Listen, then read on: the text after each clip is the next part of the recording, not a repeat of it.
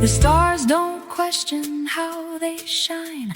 The moon still glows without a sign. The sun still burns, it takes its place. I am made of the same grace. All right, so welcome to Yin-Yang Love. It's a space where we choose to pause. We check in to feel however we feel what's going on here. And then we get to tune to our knowing for what is true. So I have a special guest, a dear friend of mine. Her name is Mira Rao, and she is a resilience embodiment coach, a yoga teacher, and the founder of the Embodied Living Method. Correct me if I'm wrong, Mira. And All good so far. this is a framework that she has built for the past more than 30 years, straight out from her life experience, not just from her research. So we're probably going to hear more, but today I feel like we're going to talk so much more about the word embodiment. So anyway, welcome, Mira, Miss Mira. Thank you, Jen. Thank you for inviting me here. It's really Yeah. lovely to be here, and I'm really looking forward to seeing where our conversation takes us. What more we could Hmm. both learn together as well as share. So as you know, I mean, I named this podcast called the Yin Yang Love, right? So there's a lot of interesting things that we navigate on this journey, this spiritual journey from the shadow and to the light. So first of all, I would love to invite you to just kind of share, you know how when you were I think you kind of mentioned on your website story about how you have gone through your own awakening process and how you were also struggling, because I did struggling with the self-sabotage and also the self-worth issues. So can you just share a little bit about what were let's call the patterns? Because we've all been navigating the conditionings that it's been passing down to us Mm, generationally, right? So what were some of the patterns that you were struggling personally, if you feel like to share? That sure, that sure, sure. in a way that, you know, it affects the way you relate to yourself and to other people. Especially Mm. we're going to talk about love today. Yeah. The only true thing in the world is love. Yeah, which is the hardest part too. It's interesting that you mentioned that word conditioning and Mm, how we know it's true. It can come across as spiritually cheesy, I think, at times, but when you really sit into the genuine vulnerability, it really is true. At the essence, all of us just want to love and be loved, right? It really, and it is what is actually present if we can put down all of that conditioning, all of that wounding, all of the defenses that we have. yep. And I guess my patterns that came from wounding and defendedness and conditioning, I mean, there were so many. And even though I would consider myself to be well resourced, healed enough, I use that word, healed enough to navigate life, they're still present, they still pop up, they still manifest, they're still Mm, part of me, but they live inside me differently than they used to. So I think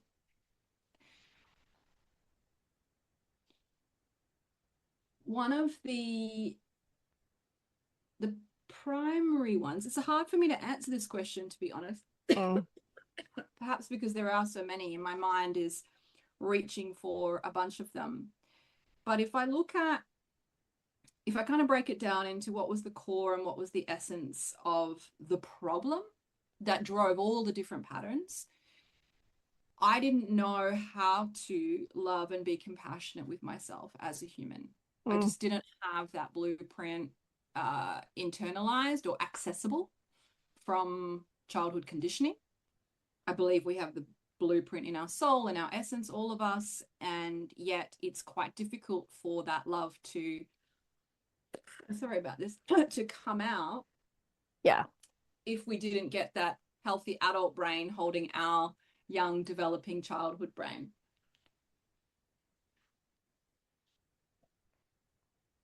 So I used to end up let's start with the beginning of my recovery was from workaholism. So Mm, my biggest self-sabotaging, don't love that word. I don't know how you feel about it, but I'm like, there's a positive intent under everything that of happens. course, of course. Yeah, it's a language that people relate to, and it does feel like that when you're in the middle of it, right? It's like, I'm sorry, but what the fuck am I doing to myself here, right? You do have that moment. Is it okay if I swear on this podcast? Please, please just do whatever that you feel naturally called to. Okay. So for me, I would overwork and burn myself out. I would be highly perfectionistic about all of that work. And I would get myself wound up into a space that would become unsustainable. And then I would burn out and I would have emotional lows and all of the productivity. What the tragedy of that time was that everything I would build up in my workaholic phase would get torched down. So there's the self-sabotage. It wasn't like I was like, if I'm going to be a workaholic, can't I be one that actually gets some highfalutin career and makes a ton of money, at least get some benefit? No, I would like burn it all down in the kind of burnt out depressive phase that would come. And along with that, I had, and this is going to link in maybe to the love theme, would be chaotic patterns of relating. I'll put it that way. In my romantic relationships, same thing. I would work and work and work. I think that's my fundamental delusion, is that I have to work for my worth. You see my hand raised here. That is pretty much what you just described the past gen as well. So when you were describing it, I'm like, that doesn't feel unfamiliar at all. Like she was describing me, you know? Yeah, yes. And then continue, okay? So how does this affect the relationship with, whichever relationship that you feel like to talk about when you were in the pattern of workaholism? Yeah, I think it affects all relationships because it's kind of a protective strategy against intimacy and vulnerability and the pain that can happen there, and the risk that we take when we become intimate and vulnerable with people of being rejected, judged, shamed Yeah. at the most delicate underbelly of ourselves and souls. So the impact on my relationships was that I kind of kept most people some degree of arm's length, and I had a justifiable reason for that, right? Mm, I'm busy. mm, There's mm. a lot to do. And to be fair, there are contexts in which that's true. We've all got to survive, we've all got to make money, we've all got to wash our clothes and navigate human life, and it has become more and more demanding on all of us, I think. Yeah. Just living. But there's also a layer of that allowed me to stay there for a long time because it didn't look so dysfunctional. I think that's one of the Sneaky. seductive, what's that? Sneaky. A Yeah. little sneaky.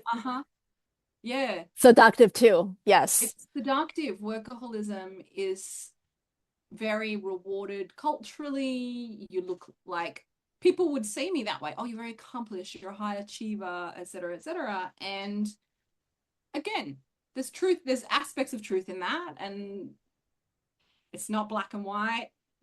The yin yang, there's mixes of everything inside everything else.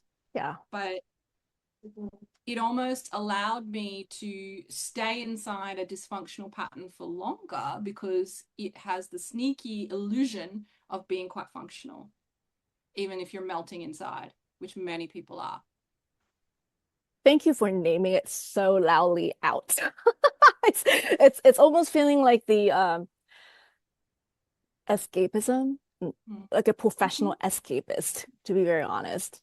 And then that affected my way of connecting with my family, my beloved Mhm. family members. And that's something that I definitely had a very hard knock on the head saying, do you want to look at it why this is so, like making such a big impact in life, and don't blame on I still need more work to do. Yep. Yeah. So thank you for that. Yes. You're so welcome. It's so funny when you said professional escapism because I even remember if I find it, I'll send it to you and you can include it in the show notes or something, a Okay. link to this Okay. blog that I wrote about that. And I took a photo. It was this most poignant photo. I love found objects. You know, when you like random objects in weird places when you're just walking around. Yes. One of my favorites is like shoes hanging over electricity lines. I'm like, why? How? What? Like, what's happened here? Yeah. And I remember finding this old suitcase leaned up against the fence at the beach, and I took this photo of it, and it was all about that kind of because I would travel the world, I would get another job, I would get another relationship. It was complete Houdiniism, right? Oh, things are starting to either melt down or get too close. Let Mm, me take it all apart, sabotage it, break it down, mm, and do the cycle again. mm. Okay, so Mira, so let's just transitioning to this point to, is there a specific pivotal moment that you feel like, oh, somehow it redirect me to somewhere that feels a lot more in alignment rather than just immersing myself in working, working, working, working, and more working? Yeah, 100%. You asked me that prior, so I'd prepared that. And then when you asked me what were the patterns, I was like, oh shit, I haven't thought about that. I'll have to. Caught you. I caught you. Just kidding. Yeah, yeah. This one, yes, there are multiple. I call them turning points, right? Yeah. I've had multiple turning points along my road. And I think that was the first, deepest, most profound one Mm, was actually when I looked at that pattern and I was in my mid 30s and I was looking at these cycles. And I think it's very common. A lot of clients come to me in their mid 30s. It's a point at which we're like, this has been happening again and again and again. I've tried different places, different relationships, different jobs, different countries, and the same thing keeps happening. We do that. What's the common denominator? What yep. might be, maybe it's inside me, not outside me. And I I actually got into full on specific recovery. So I started working a recovery program Mm, for workaholism through the lens of addiction. I don't look at it like only that way, but it's a useful lens and framework.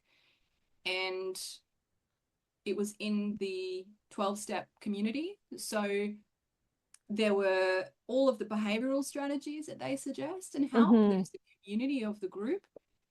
And then there is what I call a secular spirituality, which is one thing I love about the 12-step programs. They have their Yeah. issues, everything does, but they really focus on helping you to have a spiritual connection that is lived in your day-to-day life. You don't have to go to Mm, temple or that God or universe or love or whatever it is mm. present with you, in you, right here, right now, as you go to work, as you fill in your tax, as you scrub the toilet, as you whatever, right? That I love it's that it. it's there.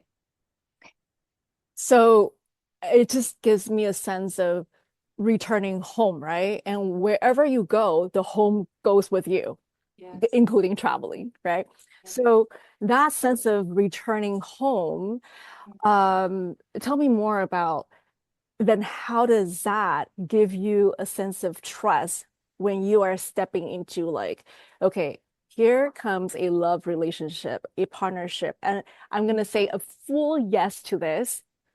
Yet, there's always that, probably the past voices, the part that's unhealed. Sometimes we still have them in back of our mind. Yeah. How did you navigate through it? Well, it's super interesting, Jen, when we were kind of prepping for this and thinking about the Mm, different ways that my life experiences or the themes link together. I would say there were two phases, and the workaholism was like a very well embedded avoidance strategy, essentially, that I had. And when I went through healing that, and this you'll often see with people who have addictions, if we use that framework or that lens, is that they're layered. You get through one and you're like, oh, there's actually more underneath that, right? And mm, Gabor Mate, the Canadian yep, physician, talks yep, about how what's at the root is pain and often childhood trauma. yep. But I think we often stack them. So you get through one layer and you start to go deeper. And but you can't even get to the depths if that layer is still active and in the shadow, you haven't seen it yet. So once I Right. had navigated, named, and healed a lot of that pattern, then I started to see why that pattern was in place and what the kind of levels of pain were that I was avoiding relationally. Mm, That there's another beautiful theorist. I love his work, Alan Robage. He has a YouTube channel and he talks a lot about attachment traumas yeah. and how the tragedy of the attachment trauma is that the very thing you're longing for will be the thing that activates and inflames the pain, right? The wound is in the attachment. So, but you want attachment, but then when you get attachment, it's going to inflame the injury. That's really creative, the divine. I just say it. What you want is going, what you want is going to trigger you. And are you open and fully vulnerable to this? Yes, yes. Right. Yeah. So I actually ended up doing a whole nother round of work. We call it work, right? But it was, and I'm a recovered workaholic, but I have this tendency. Give it to me and let me go for it, and Yeah. I'll I'll work hard at healing. Me too. Okay. Me too. So I ended up uh, doing a lot of therapeutic and spiritual work around attachment issues, around childhood trauma. Mm, Why is it so painful for me to experience closeness and vulnerability with another human? What happened? So I kind of had to do that journey. And then in seeing that, you and I were talking about this the other mm, day, mm, the and I'm very much with Gabor Mate on this. I don't think my parents were bad people, but stressed people with their own issues. And so their level of emotional maturity and availability when I was young was very limited. And there was a lot of chaos going on. We lived in India on a hut on the beach in India. And there was a lot of challenges in their lives, which meant that I didn't have a felt sense of safety, stability, and security as a very young child. That wasn't present with humans. I had it with land. The land in India is very rich and strong, but I didn't have it with humans. mm. And when I began to do the relational healing work, I started to see, you use the word trust, right? Which is kind of Mm. where you're guiding us. I started to see that if you have an injury at that age, your fundamental experience of trusting connections with other humans has chinks in it, right? It's not smooth, it's not warm and safe and cozy. Being close to people, I didn't have an embodied pattern of feeling warm and safe and cozy in that. It Yeah. was, what's going to happen next? Dad's going to get super angry. It was very chaotic. And what prepared me to say yes to it, and my current partnership is kind of the result of that, was very specific therapeutic work. And I want to mention one Mm, moment because I have a very skilled mentor and practitioner who was able to give me an actual embodied experience, an actual in the moment experience of feeling loved. She looked at me in a certain way, and I knew she loved me in this very unconscious, but I knew it in my body, I felt it in my cells, and that was enough for my brain to start to go, okay, I have a North Star. I know now what it is I'm looking for. I don't know how to have it exactly. I don't know what that means, but there was enough that went in that I had a place to start and to build from. Oh, that's beautiful, Mira. So it's like when we don't get to experience something that's actually available to us, then we assume that it's not existing, Yes. right? But what you were saying was you were exposed to that kind of an environment, a loving environment that certain individual openly share with you, and you felt that, and that Yeah. changed you. Yeah. Wow. That's part of why and that's part of how I work now and what I want to offer to others. And she's even said it to me. It's quite funny with the scientific head-based bias within our culture and then in our profession, people don't want to use that word love. Like, oh, can't you? But she said, Yeah. that's actually what it is. That's what we're Hmm. doing in the therapy room with people, is providing them an experience of being held in love Mm, mm, mm. fundamentally.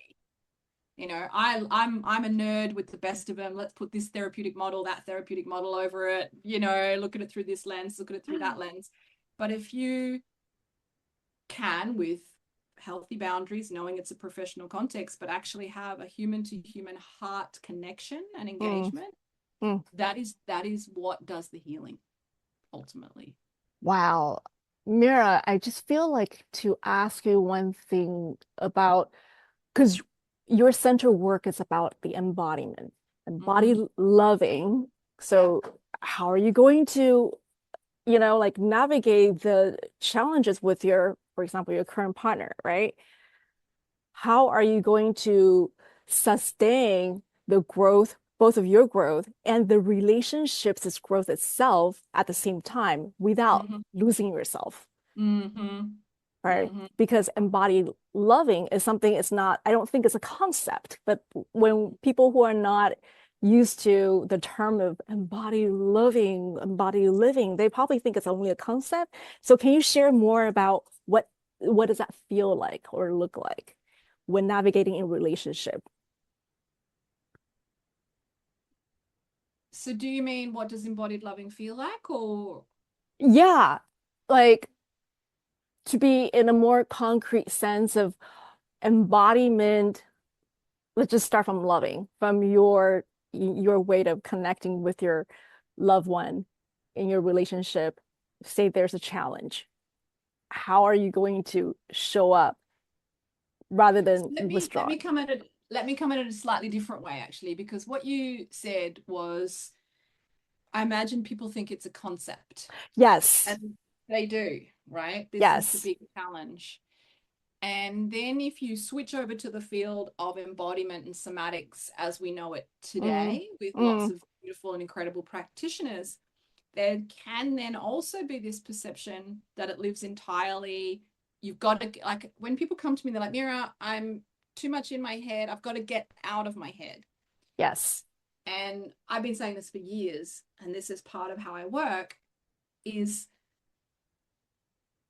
let's bring your head with you, but bring some of it down into the body as well, right? So for me, yeah, what is specific to the way that I work is that both are present. So we have the capacity, we develop the way I work therapeutically with people and myself. So I'll get to a lived example in a moment. But the way I work therapeutically with myself and with others is to develop the capacity Mm, to feel it, to have enough capacity to tolerate feelings and sensations that can be very uncomfortable when we're upset, yeah. and sometimes can be uncomfortable when we're joyful as well, right? We have limited our range of our capacity to feel in general as a culture and as a society. And then also having a conscious witness of our own experience, cognitive Mm, mental witness, going, mm, oh, as I'm feeling it, this is what's happening inside me. And as a healing practice, I have found that to be incredibly powerful. Yeah. Myself and clients would come do an amazing yoga class. They get all the embodiment piece, right? They're moving, they're breathing. They're like, oh, I feel incredible at the end of it. And then they go home and then it's again yelling at the partner or the kids within 5 minutes. What happened? Totally. When we can also have the conscious awareness of what's going on in our nervous system, what's going on in our bodies, why things are getting agitated, we bring the forces of intelligence of our body and our brain, or our, as one of my mentors calls it, the body brain, i.e. the nervous system, and the skull brain, the brain in here, Yep. together. And what that might look like. Mm.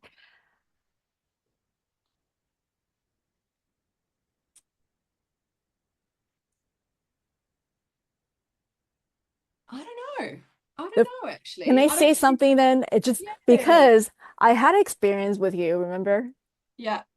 a week ago, and that really brought me a sense of safety because the mind that wanted to argue so much about the storylines, stepped back, Yes. resided. So it Yes. didn't want to continue to argue or negotiate why you're not safe. So I think Yeah. that was the experience that really felt, it was really heartfelt. Mm. So when you're talking about, I love what you're saying, about not abandoning your mind. Like, no, no, we only care about body. But then, no, we bring our mind along with us together with our bodily experience. And Yeah. we allow them to merge and knowing that they are a team rather than being separated. Yes. And I love that. So Yes. thank you. I really, You're very welcome. yes. You're very welcome. So I think there's one more question I would love to ask you and have your wisdom around it is when you are allowing the so-called the embodied loving to connect with your partner, for example. So when there's a conflict, what is that the first thing that you want to allow yourself to step into a space, some kind of energetic space, in Mm, order to calibrate the energy? Because I'm mm, assuming, your partner probably is also in a more agitated space, so just mm. play roles. And how would you navigate? Because I think people who are listening to this, when they're facing, some heaviness in themselves or with their partnership relationships, what would you want to say to them? So I want to zoom out for a second, Jen, because Yeah, the embodied loving, living, leading model, the embodied living method, is a therapeutic method. yeah. So it's very much about the healing journey that we take. And so embodied loving is really what I was describing earlier of me as a person, as a client, as a soul, as a human, possibly for the first time having access to the experience of self-compassion and self-love. And that's the foundation that there has been some, and often that is too difficult to have for some people within the intensity of interpersonal relationships, hence where the therapist comes in. There Mm, is an inbuilt safety space to practice and to have that experience. Not for everyone, some people will have it in different contexts, but that first awakening of I can love and accept myself, I can be loved and accepted for myself, for who I am and how I am and all the self-sabotaging patterns and whatever I've got going on, and I make sense. That focus is more around the self-love, the sitting into it mm, in your own being and body. The living is the integration of that on a daily basis.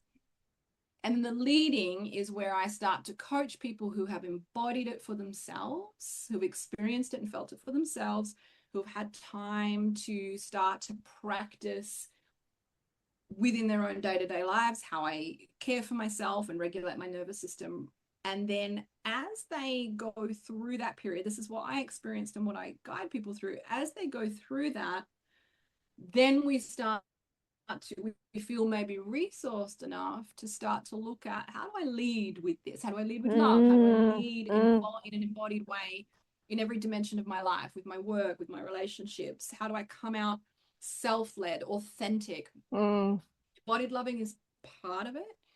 So for people who are having challenges in relationships, aka everyone, Yes, it stirs up everything. Right. that, I mean, it's so funny, you know, like it's kind of back to the fundamentals of Buddhism, right? We go, loving kindness for myself, may I be well, may I be peaceful, may I be happy, may I be free. Oh, there's a well-wishing energy for myself that I can sit into, then I can expand it out towards the other person, right? So this I think is what you're pointing to. And in an embodied way, it might literally be, oh, I'm feeling, you know, there's a practical dimension. I've got to pause in the conversation and I'm going to sit with this sensation in my body. And I'm going to turn inward and I'm going to attend to it and I'm going to listen to it and I'm going to feel. That's what we did when I did the session with you. Like, what is it saying to me? What do I need heard inside myself? Once we do that, we have so much more capacity to then open again to the other. What do you need heard by me? I love your clarification. I love this. So it feels like it's almost like a concentric circles, right? Like from the inside, the very core is how are we going to love ourselves and accept ourselves? Yes. Non-judgmental, with compassion, right? Yes. And then when we feel in that safety that we are able to hold for ourselves, then it starts to naturally expand to the people we're communicating with. Yes. And that's embodied living. You're living it, integrating it. And then more, how are you going to lead and affecting others in a more just aligned way? Yes. So you feel you're standing true in your heart and in each action you're taking. Am I understanding correctly? Yes. Yes. Yes. I love that. So can I say this is the method, the methodology of embodied living, the framework that we're talking about here? Yes. Yes. Beautiful. Beautiful. Thank you so much for your clarification. So how can people find you? This is such an amazing framework system that people can really lean into, you know, for their support when they need not only a mirror, but really hold that space for themselves. Easiest place is my website, which I think you'll link. Just my name, mirarao.com.au. Probably difficult for most people to spell, has been my whole life. But that'll be, and I think I've got the links to all the socials and everything on there. But that's the central place where I operate from. So people will just look up onto your information on the website and then book a call with you. Oh yeah, if they want to come chat to me, yeah, they can send an email or go look at the socials from that, whatever. Yeah. Awesome. So my last word would be, how would you love to have people to know about embodiment then? If this is the whole core work that you're centering around, how would you invite people to step more into their embodiment? I know this is a broad question. Yeah. I'm really considering it. Because there are so many ways, but the one that occurs to me the most kind of comes across to many people as a bit of a funny one, but you could even speak to this, is it's another relationship. So you can actually just start with, having a conversation and seeing what comes up, like literally directing a question inward to your body. It could be something like you might have a pain somewhere. Yeah. And you can just be like, hi, what's going on? What do you need? Like asking the question, what do you need to your body, or what do you need heard to your body? And then seeing what comes. And it can come in all sorts. So you might hear a voice in your head. You might just have certain ideas come into your mind. You might have certain feelings. Might take a while to start to tune into how your body's communicating back. But that would be my first, like, in a nutshell, suggestion in this kind of context that I think everyone could do with more, just simply paying a bit more attention. And if it's too much to like feel the sensations, just talk like we do. Wow. Talk. I love this. So again, I mean, whoever was watching and, you know, listening to this, it's all about relationships and how we connect with that certain, like what Mira said, the areas of body. It doesn't have to be outside of ourselves, but anything that's within us, we can always instigate this conversation. And we never know if we hold with curiosity instead of judgment. Whatever arises, there's always something that might spark something new and possibility. Mm-hmm. Beautiful. Well, thank you so much, Mira, for your beautiful wisdom share. And people, this is Miss Mira Rao. Feel free to check out her beautiful sacred work on her website. And I was just responding to you being such a beautiful human. Thank you for everything that you do and the way you show up. You are a very beautiful, to me, example of embodied loving. Oh, thank you so much. I just have a very childlike, curious mind. People can get annoyed out of it. Yeah. Well, so have a beautiful, wonderful rewatch of this session. And this is Mira, and I hope you enjoy her presence and reach out to her when your heart feel like to be held with beautiful safety in her presence. All right. Thank you, Mira. Love you. Bye, guys. I am the sun, I am the moon. Oh my God. I am the night, I am the noon. I am the shadow, I am the light. I am the day and I am the night.